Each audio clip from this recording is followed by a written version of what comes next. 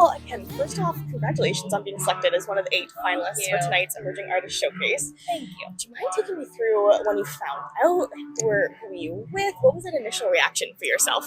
Weird. I was by myself. I was driving and then got a notification on my screen that I had an email come through and I didn't recognize the name. So I pulled over and I checked it and it was like, I think the subtitle was like top 7 in the emerging artists with Boots and Hearts. I was like, what? Oh my gosh. So super exciting. I pulled over and the first person I called was my mom and my dad was on the phone too. And so told them right away. Oh, that's awesome. Yeah.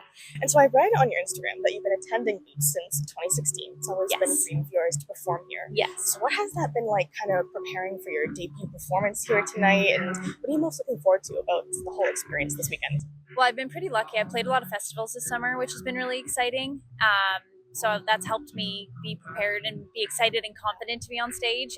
It's only a 10-minute slot, which is really cool. So I get to show some original music and some covers. And we did rehearsal with the band and I got to work with a custom outfit. Like I feel like I am ready to go.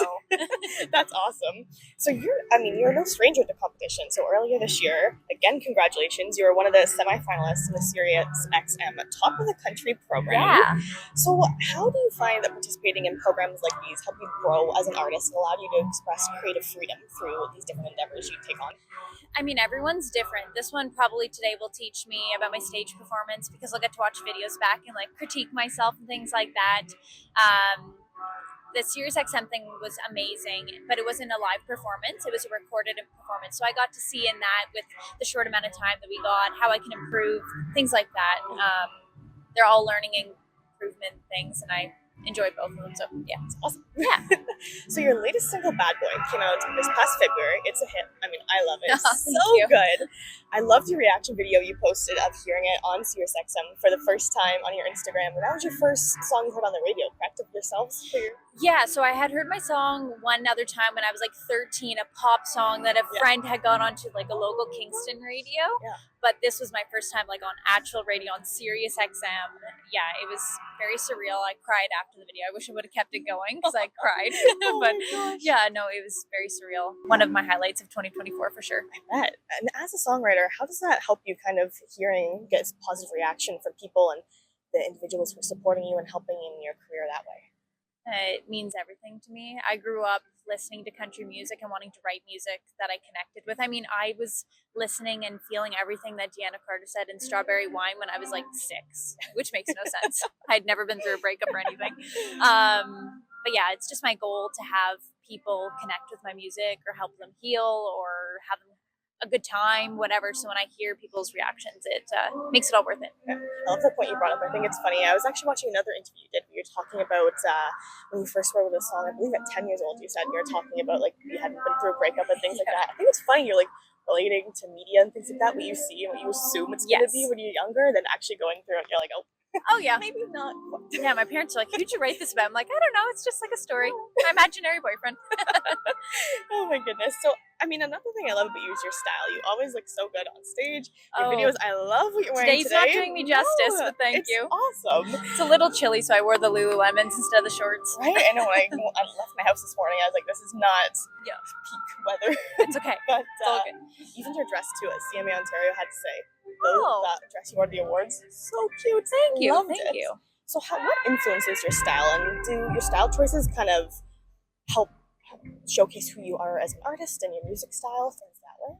I kind of tend to grab from other artists. I don't have my own style necessarily, and I also have a girl in Nashville. Her name's Styledex Claire, and she's amazing. She helps me because I love writing music, but it stresses me out to find outfits so much. And this is from Brothers G, so I also like a lot of vintage stuff that's still girly. So I would say my style's like vintage country girly. And then just taking inspo from like Carrie Underwood is my number one. Like I love anything rhinestones. Yeah. But yeah, like a mix of girly / vintage. That's awesome. Yeah. So you have a new single coming out later this month. I was told, am I allowed to say the title? Is that okay if I say it? Go for it. So Cheat Time. Yeah. Very excited. Are you able to share anything about that? What your listeners can kind of expect from the new song? Yeah. It's a happy song, which is not very usual for me. It's just about being in that moment, that perfect moment with your someone, and even sometimes things aren't good, but you're just in that perfect moment. You want to stay there forever. So you just want to break the clocks and like quit your jobs and just stay in that moment forever. And It's exactly what the song's about. It's upbeat, it's fun, it's got some good guitar solos in it and stuff like that. It's gonna be fun to perform on stage.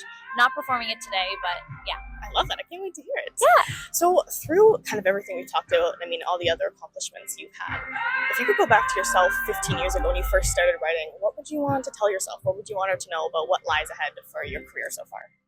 To keep going and to keep hustling. This industry, especially as an independent artist, you have to hustle. You can't just sit around and wait for things to happen.